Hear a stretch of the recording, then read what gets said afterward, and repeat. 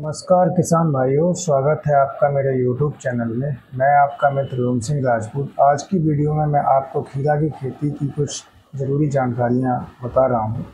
किसान भाइयों, आप जो देख रहे हैं सामने, ये खीरा का खेत है और इस खीरा के खेत में क्या हुआ है कि बरसात की सीज़न में खीरा की बुवाई की गई थी और अभी काफ़ी बारिश हुई है, तो उस बारिश की वजह से ही खीरा की जो फसल है इसमें काफ़ी नुकसान देखने को मिल रहा है। खीरा की जो फसल है ये पीली हो रही है और अभी इसमें से बारिश का पानी सूख पाया है।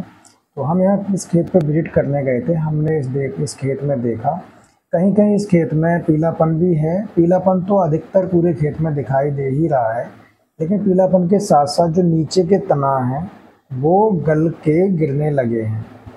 तो जो नीचे के तना हैं, जो पानी के ज़्यादा जल भराव होने की वजह से वो नीचे गिरने लगे हैं, तो उनको बचाने के लिए और हमारी जो फसल है ये फसल अच्छी बनी रहे, इसके लिए कुछ ज़रूरी टिप्स हैं जो मैंने किसान भाइयों के साथ भी शेयर किए थे और मैं इस वीडियो के माध्यम से आप लोगों को बता रहा हूँ।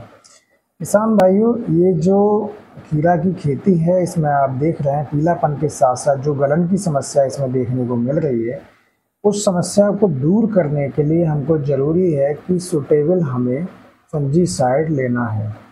अब खीरा की जो फसल है उसमें पीलापन होने के कारण इसमें उत्पादन, सीधा सा उत्पादन पर प्रभाव पड़ रहा है। वैरायटी बहुत अच्छी है ये, लेकिन समय से अगर इसकी देखभाल ना की जाए तो फिर इसमें काफ़ी नुकसान हो जाता है। तो इसमें सबसे मेन चीज़ ये है कि ऐसे समय पे अगर समस्या आती है और ख़ास तौर से अगर समस्या आए भी ना, फिर भी अगर बारिश ज़्यादा हो जाती है और पानी का भराव खेत में अगर हो जाता है, तो उसके बाद में हमको खेत में सल्फ़र बेंटोनेट का बुरकाव करना चाहिए।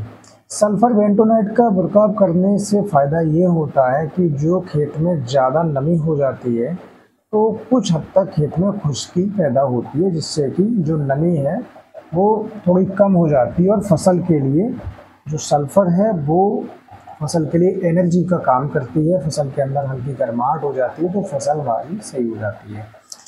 एक न्यूट्रिएंट्स भी मिलता है, तो न्यूट्रिएंट्स की वजह से भी जो फसल है वो अच्छी हो जाती है। और फिर इसके साथ साथ हमारे लिए इस खेत में फंजीसाइड का स्प्रे करना है। फंजीसाइड में आप बेटर रहेगा कि आप यहाँ पर एमिस्टार ले लें। एमिस्टार सिजेंटा कंपनी की आती है। एमिस्टार नाम से एक दवा आती है जो कि लिक्विड में आती है, सिजेंटा कंपनी की है। फंजीसाइड में बहुत अच्छा काम करती है ये। जितने भी प्रकार की गलन होती है उस गलन के लिए बहुत ही कम समय में कंट्रोल कर देती है और फसल की लिए जो हानि होती है उस हानि से फसल को बचा सकती है।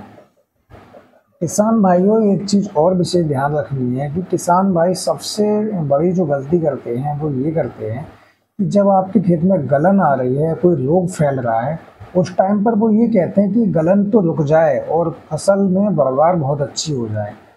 तो आप अगर ऐसे समय पे अगर आपके खेत में गलन आ रही है या कोई भी रोग का अटैक बहुत ही तीव्रता से हो रहा है, उस टाइम पे अगर ग्रोथ से संबंधित कोई भी आप टॉनिक अपने खेत में लगा रहे हैं, तो उसका समस्या ये होती है कि फिर आप रोग के लिए जल्दी कंट्रोल नहीं कर पाएंगे, क्योंकि जब फसल की वृद्धि होगी तो वृद्धि के साथ साथ जो रोग है, रोग का भी फैलाव होगा।